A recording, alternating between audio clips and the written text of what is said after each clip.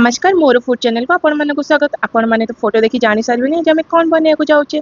आज घर को आसला चुना माछ आटा भल क्लीन करदे हलदी लंका गुंड लुण स्वाद अनुसार 2 चम्मच सोरिष तेल ऐड करिकी ताकू ना पूरा कड़कड़िया भाया फ्राए करना फास्ट। चुना माछटा जितकी कड़कड़िया भजा हुए ना सेतिकी टेस्टी लगे। नेक्स्ट आम मसाला रेडी करने गोटे पियाज मुझे आ 8 ରୁ 10 कुला रसुण गोटे चम्मच जीरा आ 2 चम्मच सोरिष ये येलो सोरिष ऐड करी माछ जेहेतु बनवा ता टेस्ट आ फ्लेवरटा बहुत ही बढ़िया आसे।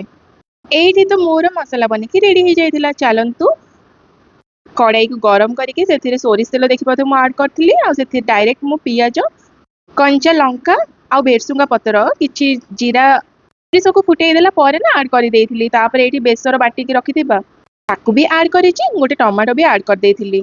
आ एठी हळदी भी हाफ चम्मच ऐड कर देइथिली। भलरे मिक्स करदबा आ स्वाद अनुसार लुण देकी ढांकुणी देकी घोड़े नबा। 10 ରୁ 15 मिनिट भितर आमर एठी मसला रू जो गंधटा ना सेटा मरी गला परे आमे जो चुना माछ भाजिकी रखिथिले ताकू ऐड करदबा। एठी खड़िकार प्रयोग बेसी करिवेनी नहले माछ गुडा पूरा चुना चुना हे जिवो। लास्ट रे आ कोन धनिया पत्र देकी सर्व करि नियंतु। वीडियोटी भल लागिथिले लाइक से सब्सक्राइब कर देबे। रहिले जय जगन्नाथ।